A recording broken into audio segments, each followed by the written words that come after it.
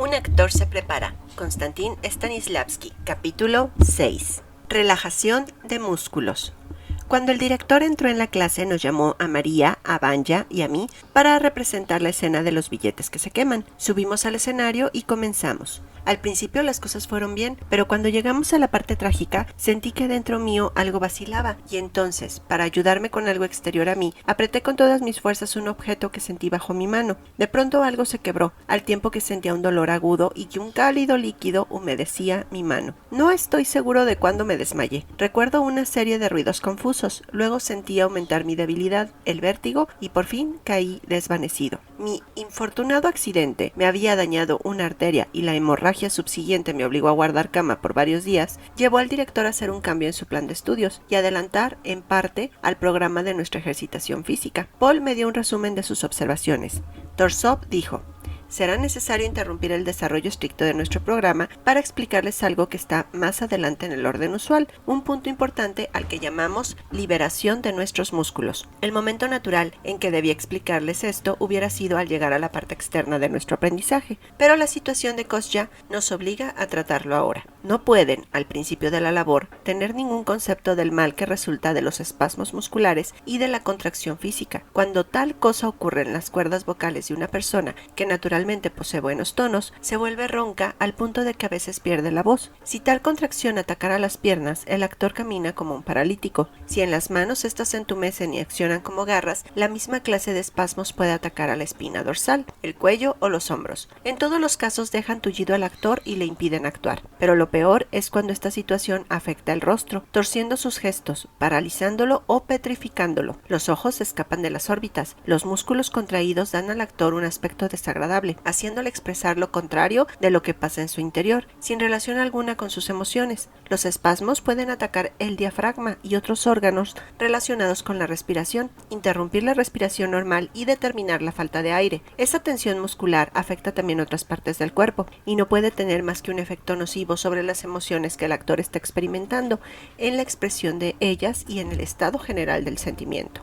Para convencerlos de cómo la tensión física paraliza nuestras acciones y está ligada a nuestra vida interior, hagamos un experimento. Hay allí un gran piano. Traten de levantarlo. Los estudiantes por turno hicieron enormes esfuerzos y solo lograron levantar una punta del pesado instrumento. Mientras sostiene el piano, multiplica rápidamente por 37, dijo el director a uno de los estudiantes. ¿No puede? Bien. Bien, entonces utilice su memoria visual y recuerde todos los negocios de la calle, desde la esquina hasta el teatro. ¿Tampoco? Cante entonces la carabatina de Fausto. ¿Nada? Bien, trate de recordar el gusto de un plato de riñones guisados, o el tacto del terciopelo de seda, o el olor de algo que se quema. Para obedecer las órdenes, el estudiante soltó la punta del piano que sostenía con gran esfuerzo. Descansó un momento, recordó las preguntas que le hicieron, dejó que se hundieran en su conciencia y luego comenzó a responderlas, recordando todas las sensaciones pedidas. Recién entonces renovó su esfuerzo muscular y con mucha dificultad volvió a levantar la punta del piano. Ya ve, dijo Torsov, que a fin de contestar mis preguntas ha tenido que soltar el peso y relajar los músculos. Solo entonces pudo dedicarse íntegramente a la operación de sus 5 sentidos. ¿No prueba eso que la tensión muscular interfiere en la experiencia emotiva interior? Mientras tengan esa tensión física no podrán ni siquiera pensar en los delicados matices del sentimiento o de la vida espiritual del papel de cada uno. En consecuencia, antes de tratar de crear, es necesario para ustedes tener los músculos en condiciones apropiadas, de manera que estos no les impidan los movimientos. Un ejemplo convincente lo tenemos en el accidente de Kostya. Esperemos que esta desgracia les servirá a él y a ustedes de lección efectiva de lo que no deben hacer en el escenario. ¿Pero es posible liberarse de esa tensión?, preguntó alguien. El director recordó al actor descriptivo en Mi vida en el arte, que sufría de fuerte tendencia a espasmos musculares.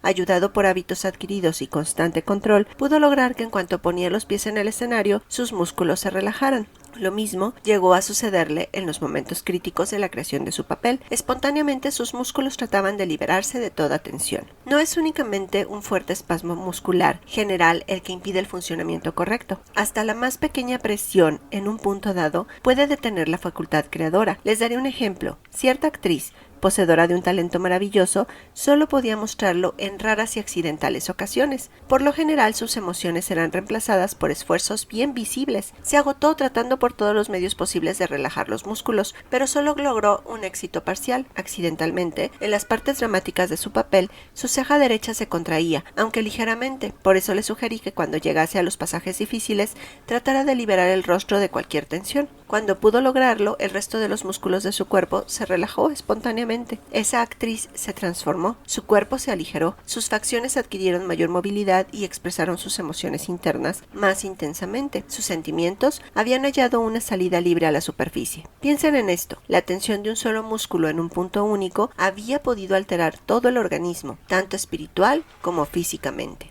Nicolás, que vino hoy a verme, afirma que el director dijo que es imposible liberar al cuerpo por completo de toda tensión innecesaria, y que además de ser imposible es también superfluo. Y sin embargo, Paul había sacado la conclusión, partiendo de las indicaciones de Torsop, de que la relajación de nuestros músculos es cosa necesaria, tanto cuando se está en el escenario como en la vida diaria. ¿Cómo pueden conciliarse estas contradicciones? Como Paul vino después de Nicolás, doy aquí su explicación. Por ser humano, el actor está inevitablemente sujeto a tensión muscular, que sobrevendrá cada vez que aparezca en público. Podrá desembarazarse de la tensión muscular de la espalda, pero ésta se hará sentir en el hombro. Desaparecerá de allí, pero aparecerá en el diafragma. Siempre habrá tensión en uno u otro lugar del cuerpo. Entre las personas nerviosas de nuestra generación, la tensión muscular es ineludible y es tarea imposible pretender destruirla totalmente. No obstante, debemos luchar contra ella sin cesar. Nuestro método consiste en desarrollar una especie de control, algo así como un observador. Este debe cuidar por todos los medios que no se localice en ningún lugar del cuerpo una cantidad adicional de contracción muscular. Este método de observación por uno mismo y de eliminación de toda tensión innecesaria se perfeccionará hasta que se convierta en un hábito mecánico subconsciente, y tampoco esto será suficiente. Debe ser un hábito normal y una necesidad natural, no solo en las partes más serenas del papel, sino especialmente en los momentos de mayor nervio y de mayor esfuerzo físico. ¿Qué quieres decir con eso de que no se debe estar tenso en los momentos de excitación?, exclamé. No solo no debes estar tenso, explicó Paul, sino que tendrás que hacer el mayor esfuerzo por relajar. Continuó repitiendo lo dicho por el director, referente a que los actores frecuentemente se ponen tensos en los momentos de excitación. Por lo tanto, en los instantes de gran tensión muscular es especialmente necesario obtener una completa liberación de los músculos. En realidad, en los momentos culminantes de un papel, la tendencia a descansar deberá ser más normal que la tendencia a la contracción. ¿Es en realidad factible?, pregunté. El director asegura que sí, dijo Paul. Agregó que aunque no es posible librarse de toda tensión en un momento de excitación, se puede sin embargo aprender constantemente a descansar. Dejen que la tensión aparezca, dice, si no la pueden evitar, pero hagan que de inmediato intervenga el control y la desaloje. Hasta que ese control se convierta en hábito mecánico, será necesario dedicarle gran parte del pensamiento, y eso nos apartará de nuestra labor creadora. Más tarde, esa relajación de los músculos será un fenómeno normal. Ese hábito se desarrollará a diario, constante y sistemáticamente, tanto durante nuestros ejercicios en clase como en casa. Deberán proseguir al acostarnos, al levantarnos, mientras trabajamos, caminamos o descansamos, y en los momentos de tristeza o de alegría. El control de nuestros músculos debe ser parte de nuestro arreglo físico, nuestra segunda naturaleza. Solo entonces dejará de interponerse cuando estemos haciendo trabajo creador. Si relajamos nuestros músculos solo durante las horas especiales destinadas a este propósito, no obtendremos resultado alguno, porque tales ejercicios no son habituales. No pueden volverse hábitos inconscientes mecánicos. Cuando demostré que dudaba de la posibilidad de poder hacer lo que Paul me había explicado, dio como ejemplo las experiencias del propio director. Parece que en sus primeros años de actividad artística, la tensión muscular se desarrolló en él casi hasta el punto de producir el entumecimiento de la parte afectada, y sin embargo, desde que ha descubierto el control mecánico, ante una excitación nerviosa intensa, experimenta preferentemente la necesidad de relajar los músculos y no de someterlos a una tensión exagerada. Hoy me visitó también Rachmanov, el ayudante del director, que es una persona muy agradable. Me trajo saludos de Torsop y dijo que había sido enviado para enseñarme algunos ejercicios. El director había dicho: Kostya no puede, mientras esté en cama, ocuparse de nada, por eso conviene que pruebe alguna manera apropiada de pasar el tiempo. El ejercicio consiste en yacer de espaldas sobre una superficie plana y dura, algo así como el suelo, y tomar nota de varios grupos de músculos, de parte a parte del cuerpo, que estén tensos sin necesidad. Siento una contracción en el hombro, cuello, omóplato y alrededor de la cintura. Las partes señaladas deberán relajarse al momento y descubrir otras. Traté de hacer este sencillo ejercicio frente a Rachmanov, salvo que en vez de estar en el suelo, estaba sobre una cama blanda. Después de relajar los músculos tensos y dejar solo los necesarios para aguantar el peso del cuerpo, nombré los siguientes lugares: los dos omóplatos y la base de la espina dorsal. Pero Rachmanov objetó: Deberá hacer lo que los niños y animales hacen, dijo con firmeza. Parece que si acostamos a un niño o a un gato sobre la arena a descansar o a dormir y luego lo levantamos con cuidado, se verá la marca de todo su cuerpo sobre la superficie blanda. Pero si se hace el mismo experimento con una persona de nuestra nerviosa generación, todo lo que se verá sobre la arena serán las marcas de los hombros y de la parte posterior del cuerpo, mientras que el resto, gracias a la crónica tensión muscular, no tocará nunca la arena. A fin de producir una impresión escultural sobre una superficie suave, cuando estamos echados, debemos desembarazar nuestro cuerpo de toda contracción muscular. Esto dará a la vez una mejor posibilidad de descanso, al punto de que en media hora o en una hora se logra más descanso que en toda una noche, en que el cuerpo ha estado en posición forzada. No es extrañar entonces que los conductores de caravanas utilizan este método. No pudiendo permanecer en el desierto mucho tiempo, solo pueden dedicar escasas horas al descanso, de modo que en lugar de un descanso prolongado, obtienen igual resultado, liberando al cuerpo de toda tensión muscular. El ayudante del director hace uso constante de este sistema en los breves lapsos de descanso a sus ocupaciones diarias. Después de 10 minutos de reposo, hecho de esta manera, se siente como nuevo, y sin ello no le sería posible cumplir todas las obligaciones que recaen sobre él. Tan pronto salió Rachmanov, hallé al gato de la casa y lo acosté sobre uno de los almohadones de mi sofá. Al cabo de un momento había dejado la huella completa y perfecta de su cuerpo. Decidí aprender de él a descansar. El director dice, el actor, al igual que el niño, debe aprender cada cosa desde el principio, a mirar, a caminar, a hablar, etc. Todos sabemos cómo hacer estas cosas en la vida común, pero desgraciadamente la gran mayoría lo hacemos mal. Una de las razones es que cualquier defecto es mucho más visible al resplandor de las candilejas, y la otra es que el escenario ejerce mala influencia en el estado general del actor. Evidentemente estas palabras de Torsov se aplican también al momento de estar acostados. Por eso, ahora me recuesto en el sofá con el gato. Lo observo como duerme y trato de imitarlo. No es cosa fácil de hacer de manera que ningún músculo esté tenso y que todas las partes del cuerpo toquen la superficie. No puedo decir que sea difícil notar este o aquel músculo contraído y que al relajarlos sea una destreza tan notable, pero la dificultad está en que tan pronto se libra uno de un músculo tenso, enseguida aparece otro y un tercero y así sucesivamente. Por un momento logré librarme de la tensión en la espalda y en el cuello y no puedo decir que de esto hubiera resultado ninguna sensación de vigor renovado, pero me di cuenta de cómo, sin saberlo, estamos permanentemente sujetos a una tensión superflua y perjudicial, y cuando se piensa en la traicionera contracción de la ceja de aquella actriz, se empieza a temer seriamente a la tensión física. Mi mayor dificultad parece ser la de que me confundo entre la variedad de las sensaciones musculares. Esto duplica el número de puntos de tensión y aumenta también la integridad de cada uno de ellos. Termino sin saber dónde tengo la cabeza y las manos. Qué cansado estoy de los ejercicios de hoy. No se consigue descanso alguno en esta manera de descansar. Leopoldo vino a casa y me relató todo lo que hicieron. Rachmanov, siguiendo las órdenes del director, tuvo a los estudiantes echados en el suelo e inmóviles. Luego los hizo tomar varias posiciones, horizontal y verticalmente, sentados, a medio incorporarse, de pie, de rodillas, de cuclillas, solos, en grupos, en sillas, en una mesa o en cualquier otro mueble. En cada posición debían advertir los músculos tensos y nombrarlos. Evidentemente, algunos de los músculos estarían tensos en todas las posturas, pero solo se permitía permanecer contraído a los relacionados directamente con el ejercicio y a ningún otro cercano a ellos. Debe recordarse también que hay varios tipos de tensión. Un músculo, necesario a la posición dada, puede estar contraído, pero solo en la proporción que esa posición requiera. Todos estos ejercicios obligan a una intensa represión de parte del control. No es tan sencillo como parece. Requiere, en primer lugar, un poder de atención bien ejercitado, capaz de rápida adaptación y de distinguir entre varias sensaciones físicas. No es fácil saber, en una postura complicada, qué músculo debe contraerse y cuál no. Tan pronto como se fue Leo, volví al gato. Cualquier postura que invente para él resulta indiferente, tanto si lo pongo cabeza abajo como si lo acuesto de costado o de lomo.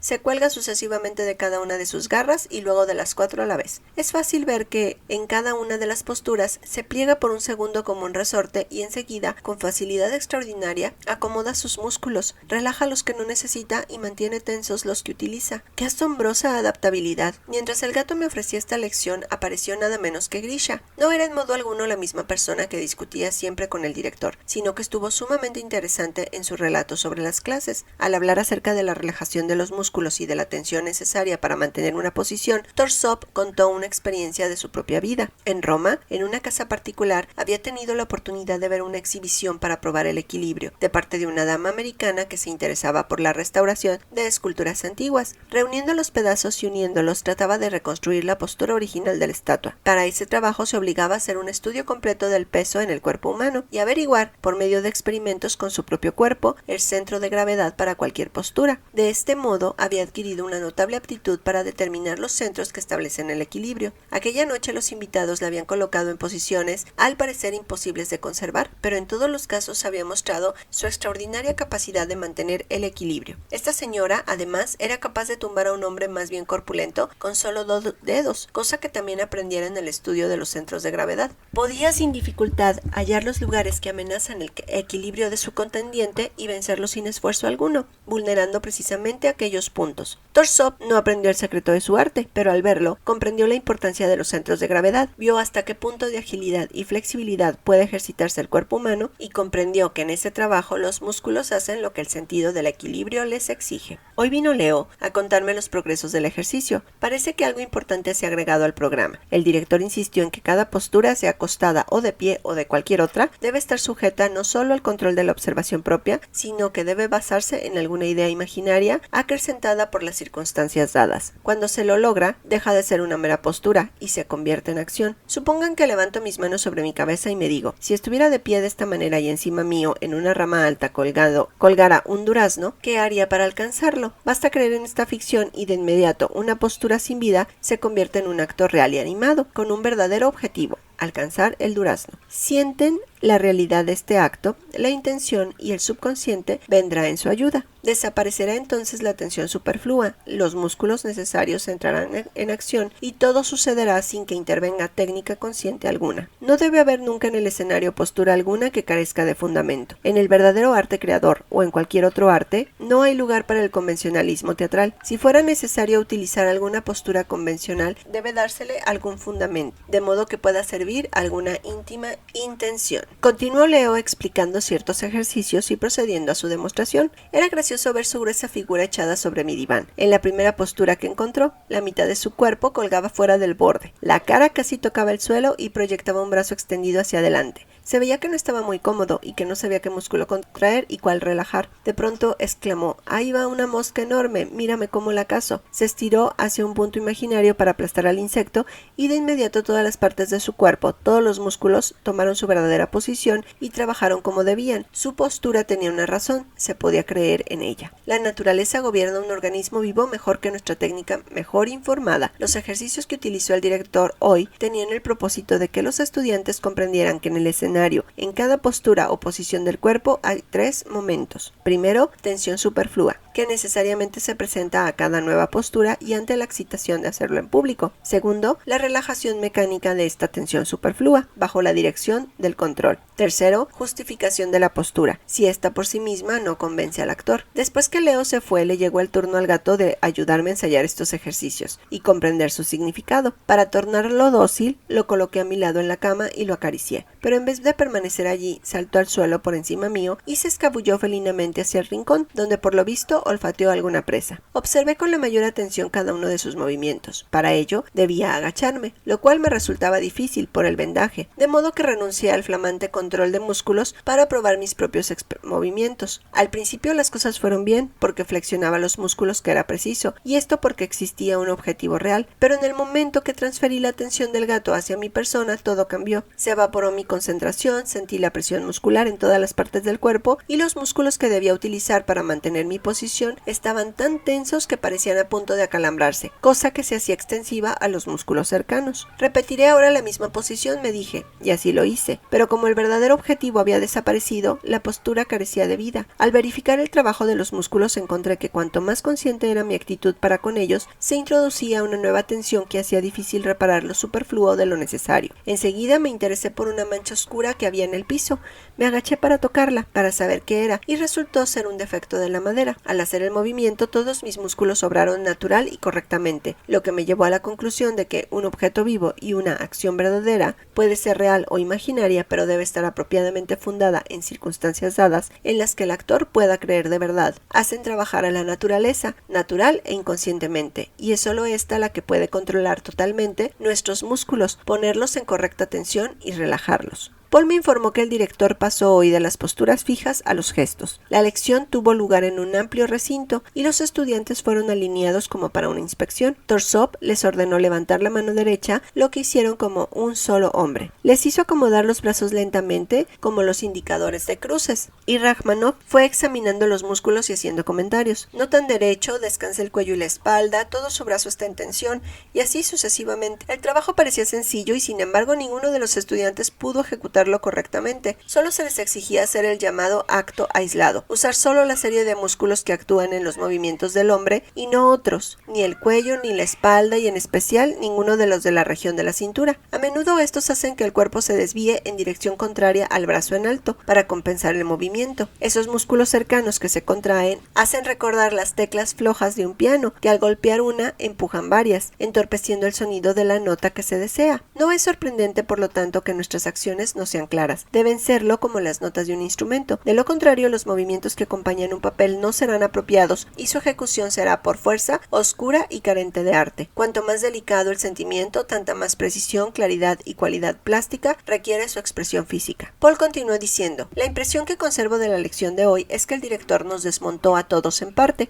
como si fuéramos maquinarias. Ordenó cada uno de los pequeños huesos, los aceitó, los reunió y de nuevo procedió al montaje. Desde ese proceso me siento decididamente más flexible, ágil y expresivo. ¿Qué otra cosa sucedió?, pregunté. Insistió en que cuando utilicemos un grupo aislado de músculos, sean del hombro, del brazo, de la pierna o de la espalda, todas las demás partes del cuerpo deben permanecer libres y sin tensión. Por ejemplo, al levantar un brazo con ayuda de los músculos del hombro y contrayendo los que son necesarios para el movimiento, se debe dejar el resto del brazo, el codo y la muñeca, todas las articulaciones, en una palabra, pender laxas por completo. ¿Pudieron hacerlo?, pregunté. No, admitió Paul, pero tuvimos una idea de cómo será cuando lleguemos a ese punto. ¿Es realmente tan difícil?, pregunté perplejo. Al principio parece fácil y sin embargo ninguno de nosotros fue capaz de hacerlo con corrección. Por lo visto no será posible escapar a la transformación total si es que vamos a adaptarnos a las exigencias de nuestro arte. Los defectos que en la existencia común pasan por alto fácilmente, a la luz de las candilejas resultan mucho más visibles y hacen en el público una fuerte impresión. El motivo es fácil de hallar. En el escenario, la vida se muestra de tamaño reducido, como en las lentes de la cámara. La gente mira hacia él con catalejos, de la misma manera que observan una miniatura con lente de aumento. Por consiguiente, ni el más ligero pormenor escapa a su observación. Si unos brazos torpes son aceptables en la vida diaria, en el escenario son simplemente intolerables, pues dan al cuerpo una rigidez de palo y los hace parecer un maniquí. Como consecuencia, surge la impresión de que el alma del actor es tan rígida como sus brazos. Si a esto se agrega una espalda tiesa, que solo se dobla en la cintura y en ángulo recto, se tiene la pintura acabada de una estaca. ¿Qué emociones puede reflejar semejante palo? Por lo visto, según Paul, no tuvieron éxito alguno en la lección de hoy, consistente en un simple y único ejercicio: levantar un brazo utilizando los músculos del hombro indispensables para esa acción, como tampoco tuvieron éxito en los ejercicios similares con el codo, la muñeca y las distintas articulaciones de la mano, pues entraba en juego toda la mano. Lo que peor hicieron fue el ejercicio de mover todas las partes del brazo por turno, desde el hombro hasta las puntas de los dedos, y desde estos hasta el hombro. Pero era natural. Si no habían logrado éxito con el ejercicio parcial, mal podrían tenerlo con el ejercicio completo, mucho más difícil, desde luego. En realidad, Torsov no demostró esos ejercicios con la idea de que los hiciéramos en el acto. Su propósito fue bosquejar el plan de trabajo general que el asistente hará con nosotros en su curso de ejercicio y disciplina. También enseñó ejercicios para hacer con el cuello, en cualquier ángulo, con la espalda, la cintura, piernas, etc. Más tarde vino Leo. Estuvo bastante bien al hacer todos los ejercicios que Paul había descrito, especialmente el de doblar y enderezar la espalda, articulación por articulación, empezando con la de arriba, en la base del cráneo, para bajar después. Tampoco es tan sencillo. Solo fui capaz de percibir 3 lugares en los cuales doblé la espalda y tenemos 24 vértebras. Después que Paul y Leo se fueron, entró el gato y continué observándolo en posturas distintas, poco comunes e indescriptibles. Cuando levanta las zarpas o despliega sus garras, tengo la sensación de que está usando grupos de músculos especialmente adaptados a ese movimiento. Yo no estoy hecho de esa manera, no puedo ni siquiera mover el cuarto dedo por sí solo, porque el tercero y el quinto se mueven al unísono. El desarrollo acabado y la precisión de la técnica del músculo, tal como existen en algunos animales, es para nosotros inalcanzable. Ninguna técnica puede lograr tal perfección en el control muscular. Cuando este gato da un zarpazo a mi dedo, pasa instantáneamente del reposo total al más rápido de los movimientos y muy difícil de seguir. Y sin embargo, ¿qué economía de energía y con cuánta tensión está distribuida? Cuando se prepara para hacer un movimiento, para saltar por ejemplo, no desperdicia fuerza alguna en contracciones superfluas, reserva toda su energía para lanzarla en un momento dado hacia el punto en que será necesario. Por eso sus movimientos son tan seguros, bien definidos y poderosos. Para probarme a mí mismo comencé a andar con movimientos que querían ser felinos, los mismos que utilicé para representar Otelo. Cuando había dado un paso, todos mis músculos se endurecieron y recordé con lucidez cómo me había sentido en la representación de la prueba, y comprendí cuál había sido en ese momento mi principal error. Una persona tullida que siente la totalidad de su cuerpo en agonía de espasmos musculares no puede sentir libertad alguna en el escenario, ni puede tener vida propia. Si es tan difícil hacer una sencilla multiplicación mientras se sostiene un piano, cuánto más imposible debe ser para expresar las delicadas emociones de un papel complicado. Qué buena lección nos dio el director en aquella representación de prueba, cuando hicimos todo lo malo en una seguridad tan perfecta. Fue una manera sabia y convincente de probar su punto de vista. Gracias por haber llegado hasta el final del video. En el próximo capítulo 7, unidades y objetivos.